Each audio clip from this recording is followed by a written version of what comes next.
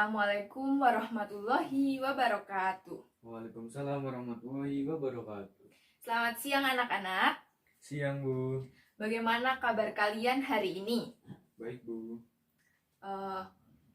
Bagaimana? Masuk semua atau ada yang tidak berangkat? Masuk semua, Bu. Oke. Kelihatannya suaranya lemes ya. Tadi baru belajar apa sebelum Fisika, pelajaran Bu. ini? Pusing, Bu. Oke. Biar semangat dan nyaman belajarnya, gimana kalau kalian tolong berdiri semuanya untuk mengecek kerapian baju dan celana dari kalian. Ya, Bu. Selanjutnya, periksa sampah apabila ada sampah, lalu nanti dibuang setelah selesai pembelajaran ya. Ya, Bu. Nanti kita akan belajar mengenai ancaman militer terhadap integrasi nasional Indonesia. Nah, Ya, Bu. biar kita semangat, mari kita menyanyikan lagu bersama-sama. Bagaimana? Ya, Bu. Oke, lagu Tanah Airku ya. Ya, Bu.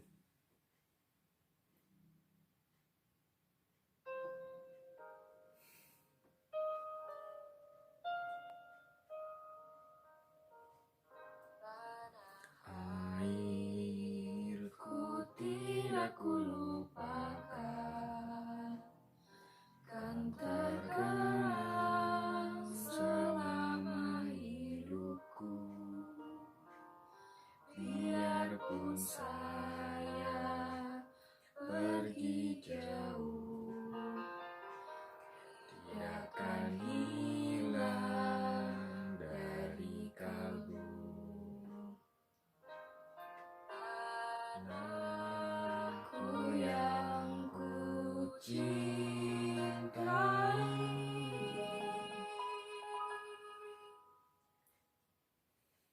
engkau ku hargai.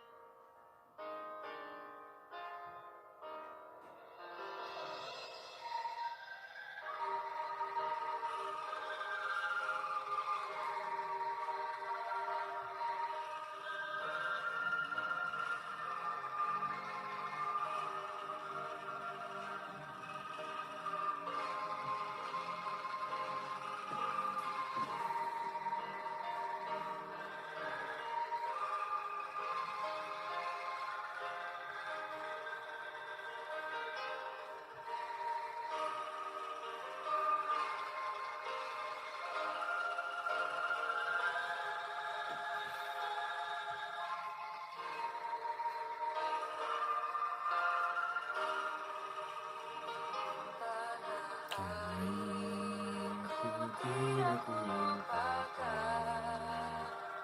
kan terkenang selama hidupku. Biarpun saya pergi jauh, tidak akan hilang dari kalbu. Anakku yang ku cintai,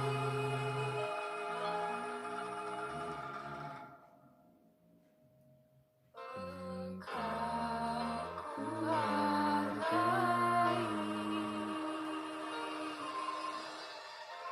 Yang memerah darah, yang memutih tulang, kerinduan untuk Indonesia waktu berpulang.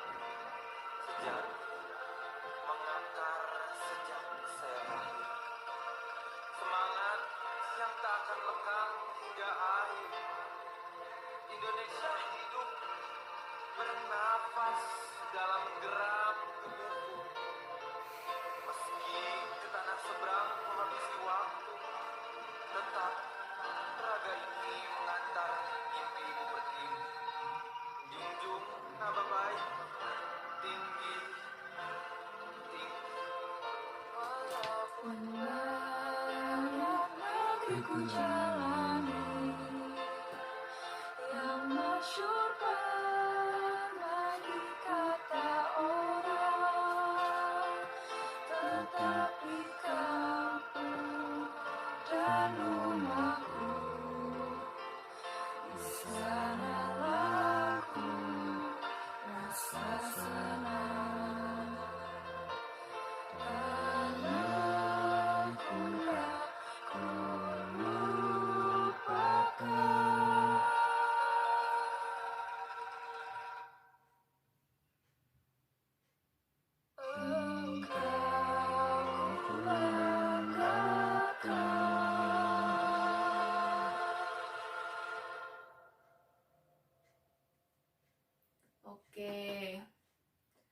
terima kasih ya anak-anak. Gimana, sudah lebih semangat atau masih pada ngantuk?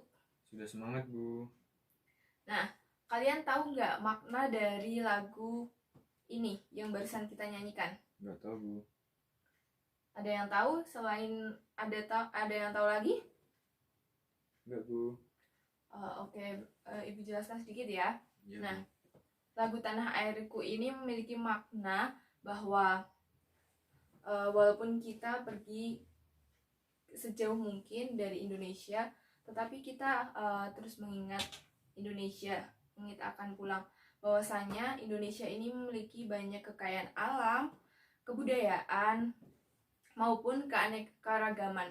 Nah, kekayaan alam Indonesia terdiri dari banyak sumber daya alam yang melimpah dan potensi alam yang melimpah yang memungkinkan banyak wisatawan yang datang dengan keindahan alamnya.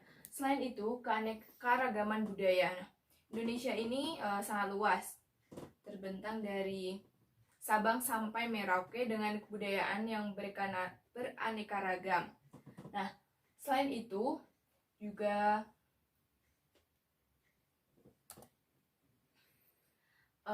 banyaknya keanekaragaman, baik itu budaya, suku, agama, maupun ras.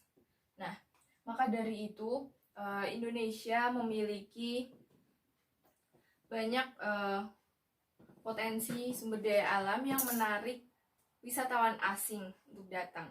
Nah, dengan keanekaragaman Indonesia ini terdapat dua potensi ya.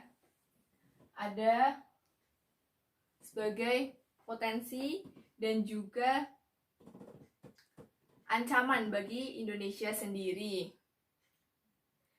Potensi sendiri yaitu Indonesia dengan keanekaragaman yang melimpah dapat mendatangkan banyak wisatawan sehingga dapat meningkatkan ekonomi dari Indonesia sendiri. Selain itu juga meningkatkan investor untuk menanamkan modalnya di negara Indonesia. Nah, sebagai tantangan bahkan ancaman ketika bangsa Indonesia yang kalian tahu bahwa memiliki keanekaragaman baik dari suku, budaya, agama, dan ras yang memunculkan rasa kedaerahan yang bisa menyebabkan perpecahan ya. Nah, ini adalah fakta bahwa dapat mengancam integrasi nasional atau persatuan dan kesatuan dari bangsa Indonesia sendiri.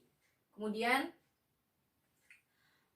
posisi dari Indonesia sendiri memiliki posisi yang strategis ya. Berada di tengah-tengah negara di dunia.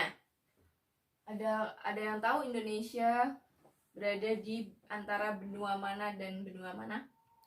Di antara benua Amerika dan benua Eropa. Aduh, salah ya, Rifki. Bahwa Indonesia itu terletak atau diapit oleh dua benua, yaitu benua Asia dan benua Australia. Kemudian terletak atau berada di antara dua samudra. Ada yang tahu antara samudra apa dan samudra apa? Samudra Pasifik dan Samudra Hindia, Bu. Oke, bagus. Tadi malam belajar ya, Iya, Bu. Budi. Nah, kondisi tersebut menjadikan Indonesia berada di posisi silang yang sangat strategis dan ideal. Kemudian selain dari posisi kewilayahan, Indonesia juga berada di posisi silang sosial. Seperti posisi silang antara utara dan selatan.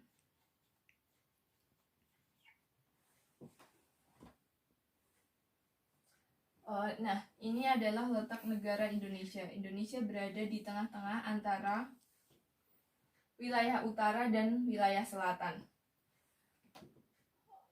Indonesia berada di tengah-tengah wilayah utara yang memiliki penduduk padat dan wilayah selatan yang memiliki penduduk jarang, kemudian wilayah utara yang memiliki ideologi komunis, sedangkan wilayah selatan memiliki ideologi liberal.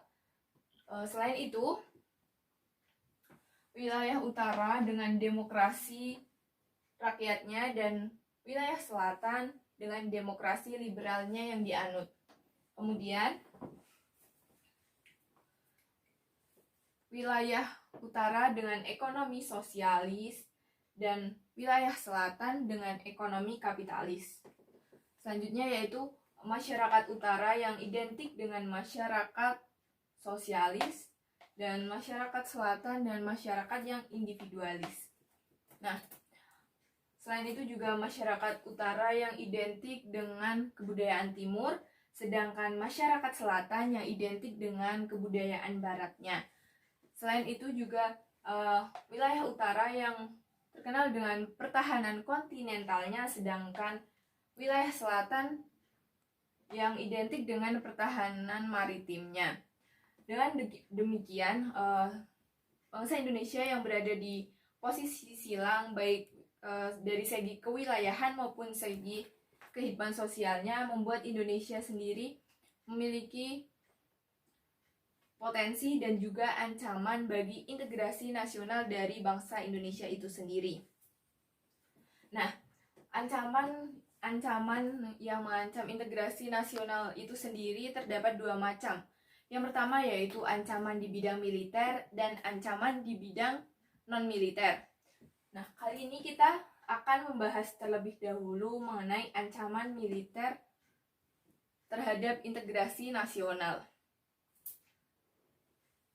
Apa itu ancaman militer? Ancaman militer mempunyai kemampuan untuk membahayakan kedaulatan negara, keutuhan wilayah, dan keselamatan segenap bangsa. Nah, ancaman militer ini ada banyak jenisnya ya. Ada yang sudah membaca apa saja bentuk-bentuk dari ancaman militer ini? Nggak tahu, Bu. Belum ya? Oke, ancaman di bidang militer ini banyak jenisnya ya. Yang pertama yaitu seperti agresi, invasi, pelanggaran wilayah, pemberontakan bersenjata, sabotase, spionase, aksi teror bersenjata. Nah, pertama yaitu agresi. Ada yang sudah membaca atau ada yang sudah memahami apa itu agresi? Budi tahu, Bu. Oke, Budi, silahkan Budi. Agresi adalah penyerangan suatu negara terhadap negara lain. Nah, ya betul sekali Budi. Agresi yang sudah dikatakan Budi yaitu penyerangan suatu negara terhadap negara lain. Nah, bentuk atau skala dari penyerangan ini baik dari skala rendah maupun skala yang sangat besar. Nah, bisa dikatakan bahwa penyerangan terhadap negara lain yang berskala besar itu biasa disebut dengan invasi. Invasi ini dilakukan menggunakan kekuatan militer bersenjata yang dikerahkan untuk menyerang dan menduduki negara lain ya. Nah, ada yang tahu apakah Indonesia mengalami agresi atau pendudukan oleh bangsa lain atau penyerangan? Nggak tahu, Bu. Nah, Indonesia sendiri mengalami agresi sebanyak 2 kali ya. Yang pertama yaitu agresi militer 1.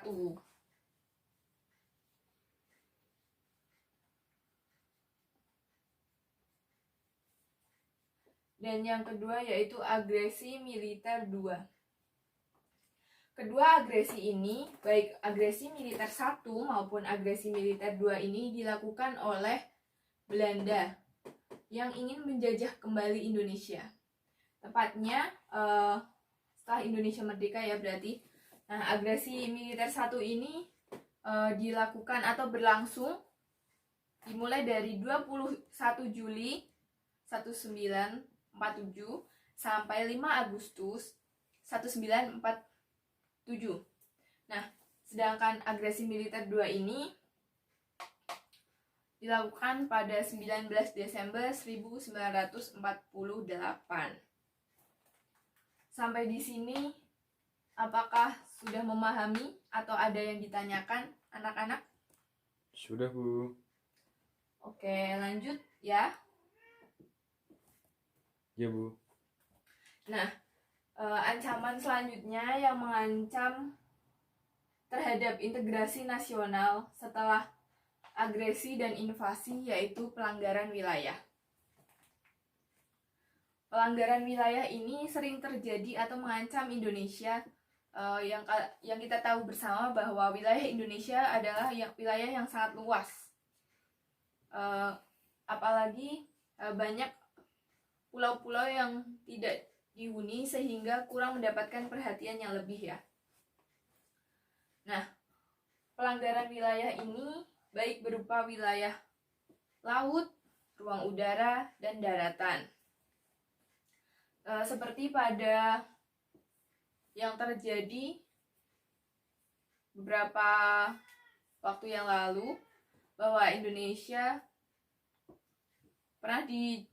wilayah Indonesia pernah diakui oleh negara Malaysia, yaitu tepatnya perebutan Pulau Sipadan dan Ligitan ya. Dulu kalian sudah mengetahui akan berita itu atau belum, anak-anak? Pernah dengar, Bu. Nah, itu adalah contoh pelanggaran wilayah. Nah, di sini kita berarti harus bersama-sama untuk mempertahankan wilayah Indonesia yang sangat luas. Bagaimanapun caranya, itu bukan hanya pemerintah saja yang harus berupaya untuk mempertahankan, tapi kita semua harus bersama-sama untuk mempertahankan dari wilayah negara Kesatuan Republik Indonesia itu sendiri. Selanjutnya, pemberontakan bersenjata.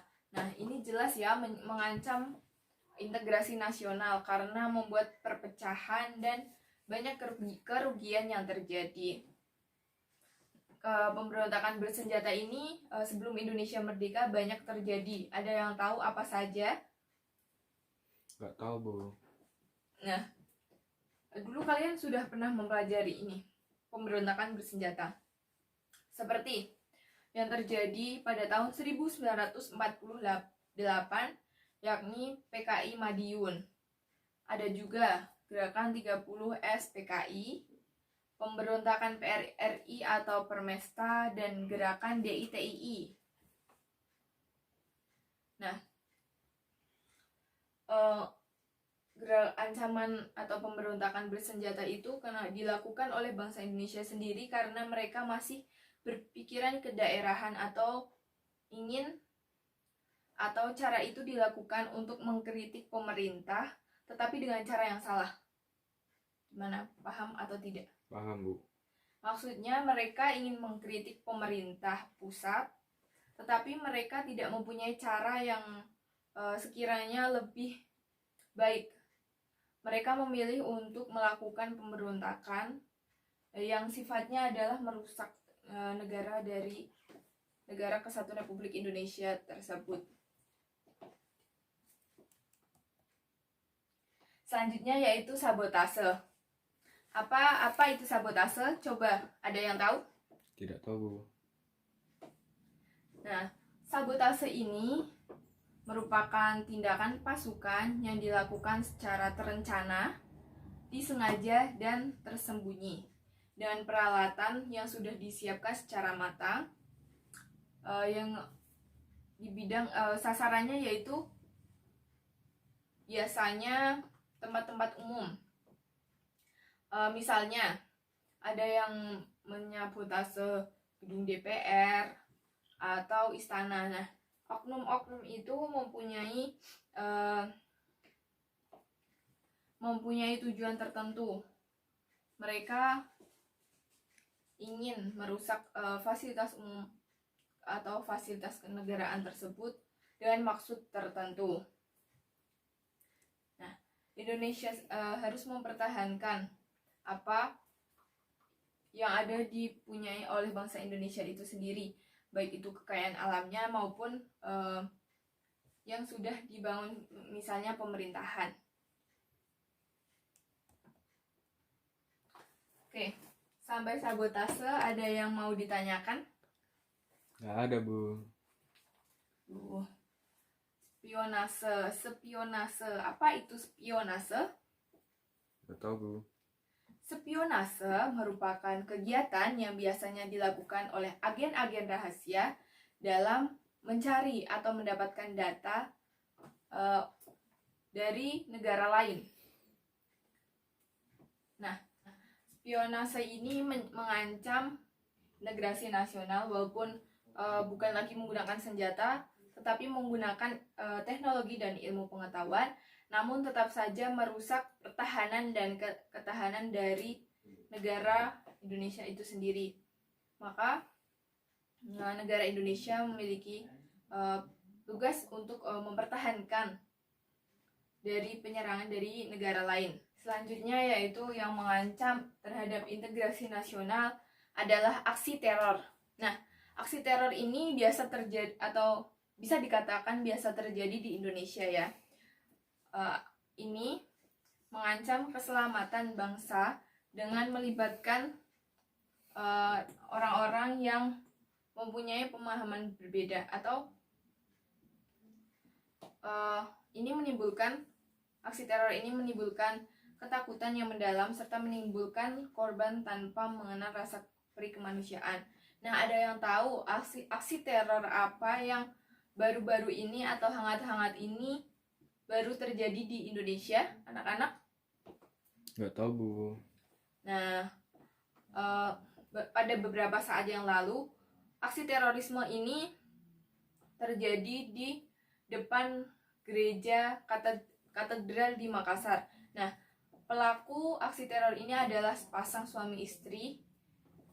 Motif mereka melakukan aksi bom bunuh diri ini adalah mereka percaya bahwa dengan melakukan aksi bom bunuh diri ini mereka akan langsung ke surga gitu ya. Tapi mereka tidak memikirkan akibat yang ditimbulkan, yaitu membuat kerusakan di sekitarnya dan juga tentunya mengancam dari integrasi nasional ini. Selanjutnya, gangguan keamanan di laut dan udara. Nah, tidak hanya gangguan di darat, tetapi gangguan yang mengancam integrasi nasional ini juga terjadi di laut dan udara. Seperti di laut adanya penyelundupan melalui kapal nelayan atau kapal yang biasa digunakan untuk mengangkut hasil nelayan itu digunakan untuk menyelundupkan barang-barang bersenjata yang ilegal. Ada juga yang menyelundupkan sabu-sabu, narkoba, dan lain sebagainya. Selanjutnya yaitu di udara. Nah, sama saja dengan yang di laut, di udara ini atau melalui jalur udara, melalui pesawat, mereka yang tidak bertanggung jawab yaitu bisa saja menyelundupkan berbagai barang-barang yang dilarang atau ilegal seperti narkoba, sabu-sabu, dan lainnya. Nah, sampai sini anak-anak apakah sudah paham? Sudah, Bu.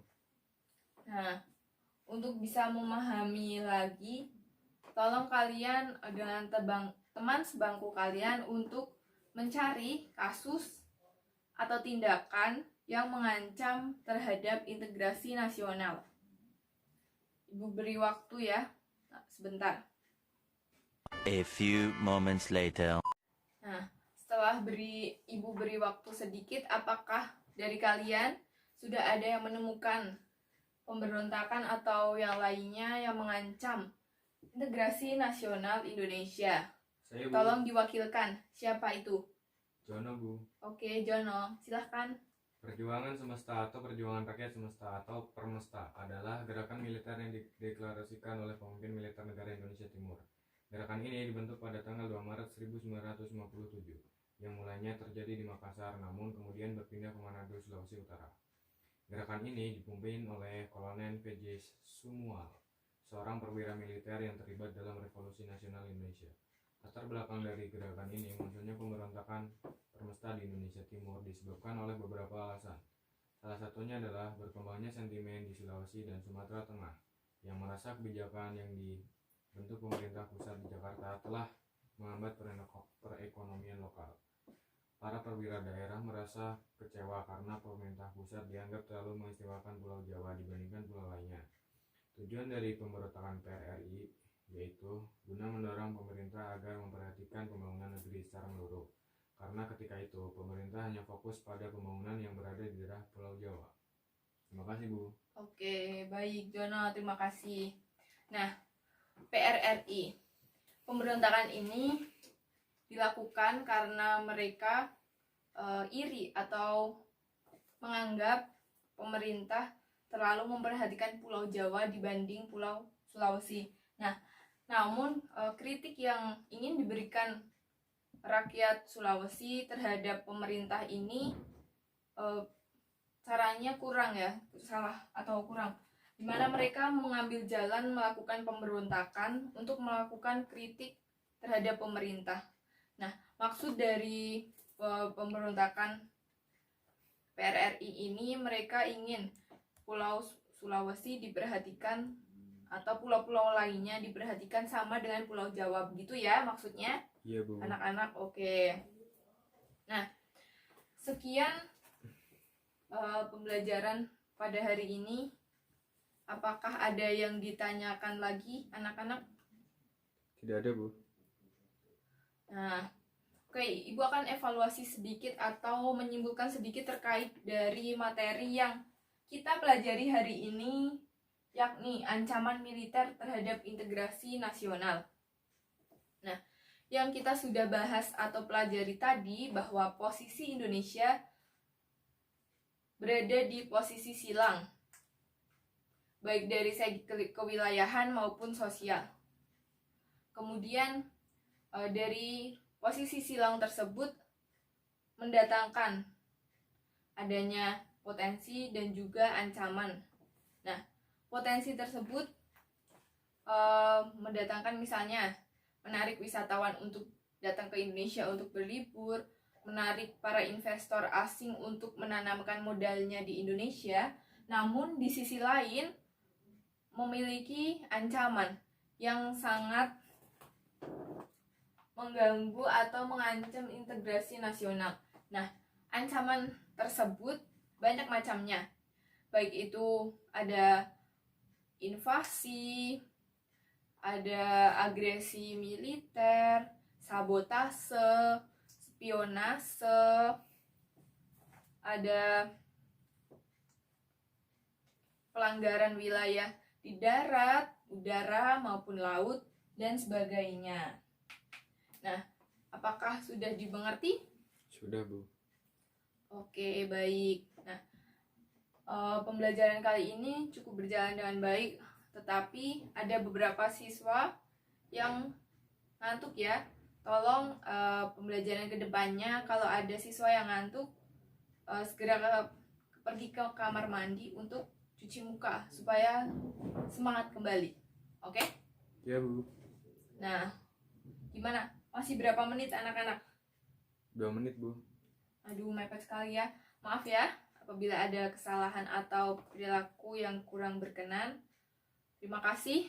Wassalamualaikum warahmatullahi wabarakatuh. Waalaikumsalam warahmatullahi wabarakatuh.